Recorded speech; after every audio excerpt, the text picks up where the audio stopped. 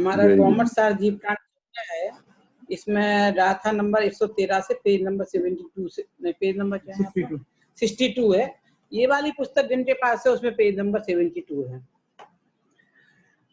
इसमें जो आपके अभी पोर्शन में है गाथा 113 से लेके जो आपके 119 तक, इसमें पर्याप्त अपर्याप्त और इष्ट भेद, लब्धि अपर्याप्त, निवृत्ति अपर्याप्त, इसके बारे में बताया है, जिसकी चर्चा थोड़ी सी कल मैंने की थी, किसी संदर्भ में आई थी तो बताया था। उसी बात को इसमें डिटेल से बताया गया है, तो जो अभी आप थोड़ी देर में रीडिंग करेंगे। पर मेरा उद्देश्य इसमें ये बताना है कि जब आप ये पढ़ रहे हैं तो सबके मन में ये ख्याल आता है कि ये पर्याप्त है अपर्याप्त है, ये बताने का आचार्य का हमारा उद्देश्य क्यों? अनेकों लोगों के मन में ये बात आ सकती है, आती है, तो मैं उसका उद्देश्य बताना चाहती हूँ। तो हम जब कुछ आचार्य देव है जो आत्मानुभव में लीन है और अधिकतर आत्मानुभव में लीन रहते हैं, जब बाहर में आते हैं तो वो अपना उपयोग और समय इस सब चीजों को बताने में हमें क्यों लगा रहे हैं? देखो, ये सब समझने के लिए हमें मूसमा प्रकाशक का 7वें अधिकार में बार बार जाना पड़ेगा, जहाँ पंडित टोडरमल जी ने निश्चयाभासी व्यवहाराभासी उसका बताया है।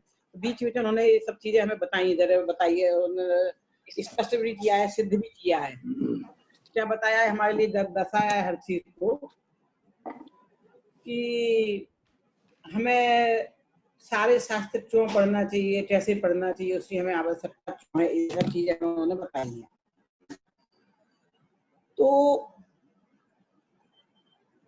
जब मैंने इस पर विचार किया तो उन्होंने आचार्य जो हमें पर्याप्त अपर्याप्त भेद क्यों बता रहे हैं और इतनी गिनती क्यों बता रहे हैं कि इतने भाव इससे मिलते हैं फिर ऐसे मिलते हैं। तो जैसे कि आपको ध्यान है कि हम निरोध से निकलते हैं तो हमें सीमित समय में सीमित भाव मिलते हैं। गिनती आप बताएं कितने समय में कितने भाव मिलते हैं, आप सबको पता होगा, जो स्वानुभूति ने आपको बताया था। तो जब आप पढ़ेंगे तो आप उसमें से बताना। तो जो हमें सीमित भाव मिलते हैं उससे पर्याप्त के भाव भी सीमित हैं और अपर्याप्त के भाव भी सीमित हैं हमारे। तो हम जब जैसे 6 ढाला में और सब जगह पंडित जी ने हमें बताया, क्या बताया कि आप देखिए कि जो आप जो लोग सुन रहे हैं, ये मनुष्य भाव आपको मिला तो बहुत कीमती है, इसकी दुर्लभता बताई। ये लंबी आयु मिले तो हमें जो चीज उपलब्ध हो जाती है उसकी दुर्लभता हमें समझ में नहीं आती है। वो बोलते ना, घर की मुर्गी दाल वाला बराबर, हमें घर में जो चीज है उसकी हमें कोई कीमत नहीं होती है। तो हमें लंबी आयु मिल रही, जैन कुल मिल गया, संयोग मिल रहा है, तो हम ठीक है, हाँ मिलते रहते, चलो हमारे पास समय नहीं है, टाइम नहीं है। तो ये बता रहा है कि पर्याप्त का भाव जो आपको मिला है ना, बहुत मुश्किल से मिला है। क्यों? कि भाई ऐसे अपर्याप्त के भाव में तो कुछ कर नहीं सकते हो आप, सिर्फ पर्याप्त के भाव में कर सकते हो। पर्याप्त के भाव में भी पर्याप्त का मतलब कितनी क्या, तो पर्याप्त का मतलब इसमें बताया है। क्या बताया पर्याप्त का मतलब? कि एक बच्चा गर्भ में आया और 48 मिनट से अधिक रह गया तो पर्याप्त हो जाता है। यानी एक बच्चा गर्भ में आया, 1 महीने का होकर उसका अवर्सन हो गया, 2 महीने में हो गया, 9 महीने में हो गया, उसकी आयु समाप्त हो गई। और एक व्यक्ति 100 साल तक जिया, और हम जो लोग बैठे हैं जिसकी जो आयु है, मान लीजिए मेरी 62 है, तो मेरी 62 की आयु उसकी एक पर्याप्त का भाव बराबर हुआ। तो जो आप 8 साल से पहले आते समाप्त हो गए तो कुछ करने का समाप्त हो गया। अब हमें पुरुष के भी और स्त्री के भी भाव जीवित मिलते हैं, हम थोड़े खुश हो सकते हैं कि चलो पंचम काल में हमारा स्त्री का भाव हुआ। सबको 9 भाव मिलने, ऐसा तो है नहीं है, आज मैं स्त्री तो कल पुरुष भी हो सकती है, कल आज आप पुरुष हो तो कल स्त्री भी हो सकते हैं। तो मैं सोचा चलो अच्छा रहा, पंचम काल में मेरा स्त्री भाव गया, कदाच चौथी काल में जाता तो मेरा तो भाव निकल जाता ना, स्त्री रहा, पुरुष तो मिलने का है। अब किसे पता कि मेरा पहला भाव है कि अंतिम भाव है। यदि हमने सम्यक दर्शन इस भाव में लेके नहीं गए और कदाचित अंतिम भाव हुआ तो निरोध में चले जाएंगे हमेशा के लिए। तो ये हमें पता नहीं हमारा तीसरा क्या भाव है। तो सबको अपने अपने अंतिम भाव मान लेना चाहिए। पुरुष का है तो अंतिम का, अब पंचम काल है, चौथा काल है, हम नहीं कर सकता। सम्यक दर्शन आप कर सकते हो ना, सम्यक दर्शन तो प्राप्त करो पहले। तो ये इसलिए जो चीज आपको मिली है उसकी दुर्लभता बता रहे हैं, हमें दुर्लभता का ख्याल नहीं है।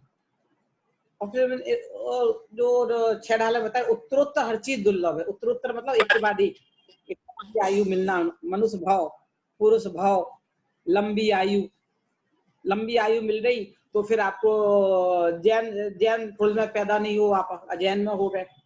चलो अजैन में यानी जैन कुल में भी पैदा हो रहे तो आपको धर्म के संस्कार नहीं मिले।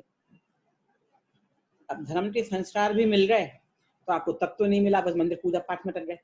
अब तत्व भी मिल गया तो आपको व्यापार है, व्यापार से फुर्सत नहीं मिल रही है, और सबकी अपनी अपनी जिम्मेदारियां हैं, कमाना है, खाना है।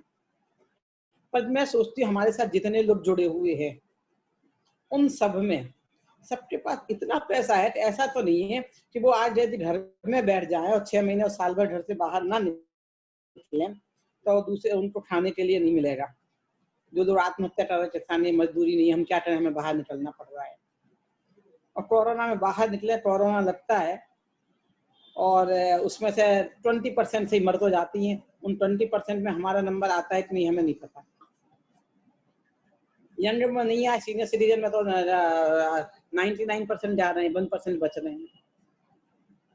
फिर भी हम अपनी मौत की कीमत पे इतनी चीज दुर्लभ मिली है और बाहर निकल रहे हैं, और जो हमें एक अच्छा मौका मिला है घर में रहकर शांति से आत्मकल्याण करने का, अब वो हम नहीं कर रहे हैं। उस समय में एक समय सार भी आपने पढ़ लिया कि आपको करना क्या है। अब ब्राह्मण सार समय सार पढ़ के आपको आत्मलीनता के पुरुषार्थ की ओर का भावना नहीं जागी, मान लीजिए, तो ब्राह्मण सार करके बता रहे हैं कि जो समय सार तक पहुंच रहे हो ना, बहुत दुर्लभ है, इससे अच्छे सहयोग नहीं मिलेंगे। कुछ लोग कहते हैं हम इस संस्कार अभी यहाँ से लेके जा रहे हैं जैन दर्शन के, अगला भाव जो मिलेगा अगले भाव में सम्यक दर्शन करेंगे। सम्यक दर्शन तेज गति में होता है, मतलब तू चाहता है कि मनुष्य भाव में ऐसे काम कर तेज गति में जाए और तेज गति में जाके आप सम्यक दर्शन करो, अथवा सम्यक दर्शन तो नरक गति में भी हो जाता है। तो नरक गति जाना चाह रहा तो अभी ऐसे काम करना चाहे नरक गति में जाऊं तो याद आ जाएगी। हाँ, याद तो आ जाती है तब वैसी परिस्थितियां मौजूद हों तब, नहीं मिला तो नहीं याद आई तो इस भाव में तेरे को पूर्व भाव की कुछ याद आ रही है, ये संयोग मिले तो कुछ पूर्व भाव के संस्कार है तो मिले ना, ये संयोग उससे तो मिले नहीं है, तो तेरे को कितना याद आ रहा है। हाँ मेरे को पूर्व भाव का याद आ, मैंने ऐसा काम किया था, ऐसा हुआ, नहीं आ रहा है ना। तो अगले भाव में याद आ जा रहा है, किसने देखा, कौन कह सकता, नहीं आया तो निकल गया तेरे सारे, बाद में चला जा रहा है निरोध में।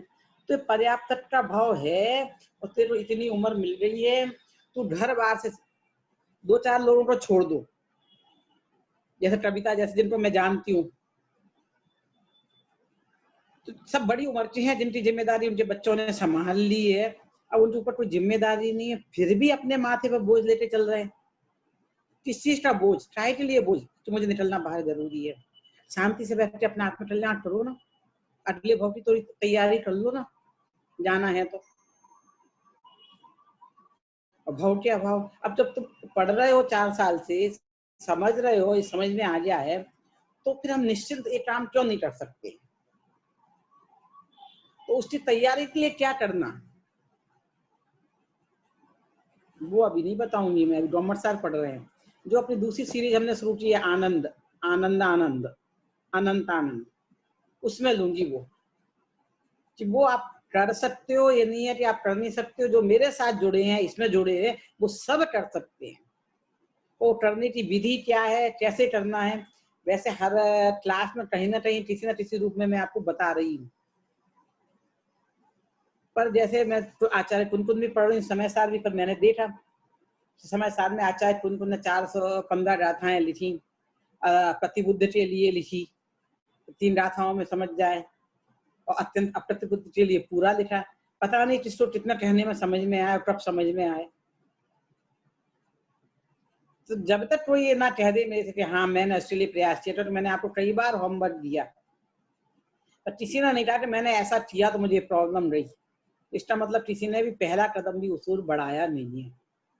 जब तक आप लोग कोई भी उसमें एक कदम अपना आगे नहीं बढ़ाएगा, तब तक मैं कहती रहूंगी, प्रेरणा देती रहूंगी।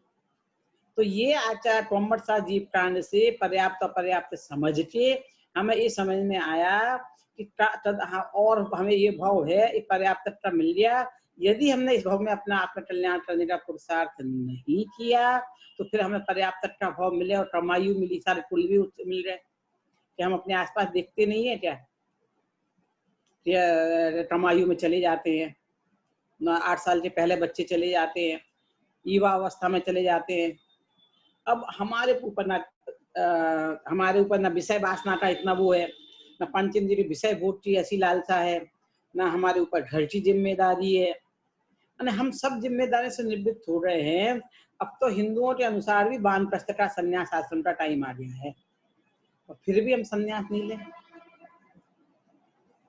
अब हमें अपनी रद्दी छोड़नी चाहिए, जो हमारे बच्चे उन्हें रद्दी संभला देनी चाहिए और अपने को इस ओर बढ़ना चाहिए। तो ये पर्याप्तता बता के हमें उसकी महिमा बता रहे हैं कि तुम जगह खड़े हो तो अपने उस समय की महिमा करो और उसका यूज करो। तुम अरबपति बन सकते हो, तुम में ऐसी बुद्धि है, पर तुम 100 रुपए 200 रुपए में अपना टाइम स्पेंड कर रहे हो। आओ, मैं तुम्हें रास्ता बता रहा हूँ, चलो उस पे, और तुम ऐसा अमूल्य रत्न प्राप्त कर सकती हो, जो सम्यक दर्शन का रत्न मिलेगा कि एक बार वो रत्न मिल जाए तो उससे उसके टच में जो जो चीजें आएंगी, संपर्क में आएंगी, वो धनवान अमीर बनता चला जाएगा। ऐसा पारस पत्थर हो तुम। हम उस पारस पत्थर को लोहे से छिलाया हमने, और कहीं वो नहीं हुआ, वो खुद लोहा बन गया, तो मुझे मेरा तो पारस में पास में लोहे से टच नहीं कराना है, मैं तो लो जो हूँ वैसे रहने। तो ये बताते, ये कहना चाहते हैं कि ये जो तुम्हें मिल रही थी दुर्लभता बता रहे हैं, ऐसे अति दुर्लभ, बहुत ऐसे मुश्किल से मिलता है, वरना हम कितने कोटि कोटि लाख सालों तक पर्याप्त अवस्था में आके चले जाते हैं, अपने कल्याण नहीं करते, निरोध से फिर निरोध में चले जाते हैं। तो जो हमेशा निरोध में रहते हैं वो नित्य निरोध है, और फिर दोबारा चले जाते इतर निरोध है। तो ये सारी चीजें जो आपको बताई जा रही हैं, निरोध की जगह बताई जा रही है, तो वहाँ कैसी है। दूर जाने की जरूरत नहीं है, अपने आसपास आप चारों तरफ निगाह दौड़ा के देखो। दुनिया के दुख तो दिखा दिए सब जगह, हमने पढ़ लिए 6 ढाला में सब में। अब हमें थोड़ा अपने अनुभव से सीखना होगा, क्योंकि सब जगह अपनी अनुभूति काम आती है। जब आपको दुख की अनुभूति सघन होगी, तब सुख की ओर का प्रयास बढ़ेगा। आज सुबह मैं घूम रही थी, मॉर्निंग वॉक पर रही थी, एक कुत्ता था बैठा था, और उसको खुजली चाहिए, तो जमीन पर ऐसे दरदरी जमीन थी, तो ऐसे ऐसे अपने आप पर रगड़ रहा था। वो जमीन कैसी थी कि उस पर हम नंगे पैर नहीं चल सकते, और मोजे पहन के भी अगर चले ना तो एक दिन में मोजे फट जाए, इतनी रफ जमीन थी।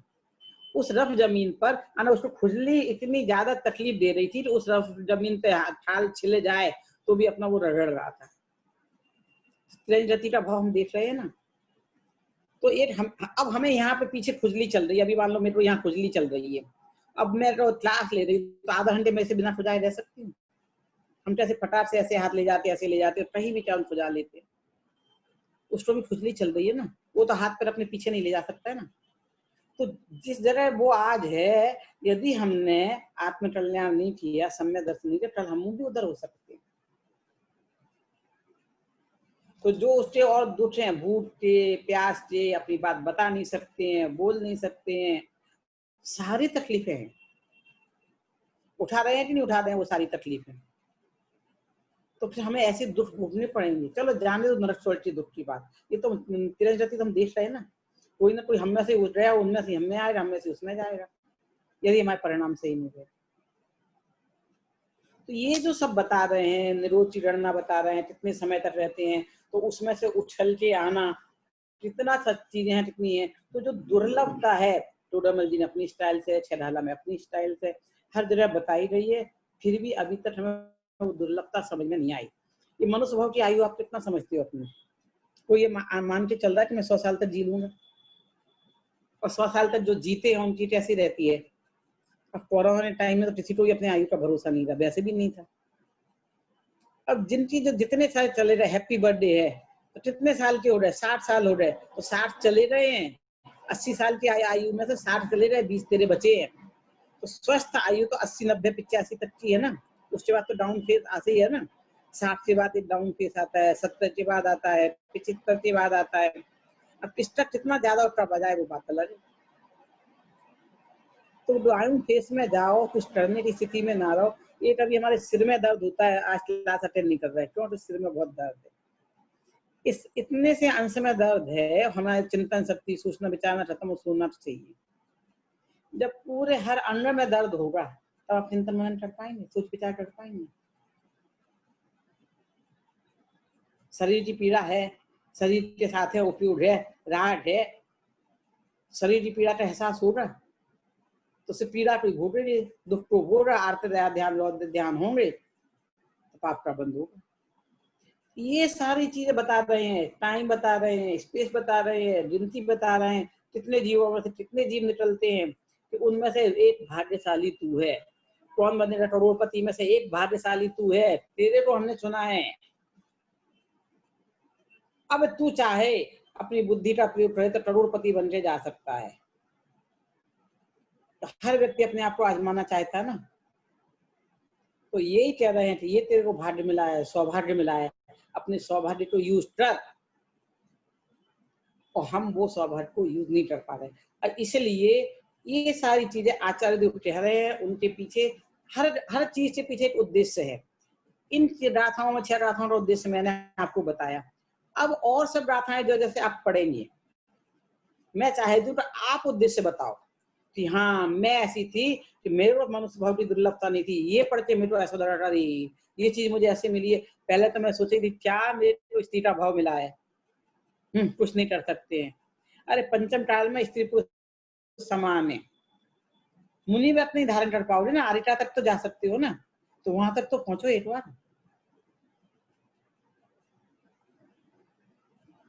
सम्यक दर्शन तो आपको कुछ नहीं छोड़ना, जहां हो जैसे वैसे रह कर सकते हो, वो तो करो एक बार, फिर आगे देखी जाएगी। तो ये सब मैं गौमर सार पढ़ के भी हमें ये नहीं देखना कि जीव कितने हैं, उनका क्या हो रहा है, हमें अपना देखना है कि मैं उन जीवों में कितना सौभाग्यशाली हूँ कि कौन बनेगा करोड़पति में, मैं हॉट सीट पे आके बैठा हूँ। अब मैंने अपनी बुद्धि का और टाइम का, दो चीजें, जो हॉट सीट पे बैठता है उसे दो चीजों का बहुत, टाइम भी और बुद्धि भी, दोनों का प्रयोग करना है और सही समय में करना है। टाइम आपने बर्बाद कर दिया तो नहीं चलेगा, टाइम चला गया फिर आपने कहा तो नहीं चलेगा। और बुद्धि का गलत प्रयोग कर लिया नहीं, आपके पास है हेल्पर, 4 हेल्प लाइन है, ऐसे आपकी लाइफ में भी हेल्प लाइन है, आप उनकी हेल्प लो, पर हेल्प ले सकते हो, निर्णय आपका होना चाहिए। तो अब आप सब लोग जो बैठे हैं, कौन बनेगा करोड़पति की हॉट सीट पे बैठे हैं। कौन बनेगा करोड़पति की नहीं, कौन बनेगा सबसे पहले सम्यक दृष्टि, उसकी हॉट सीट पर बैठे हैं।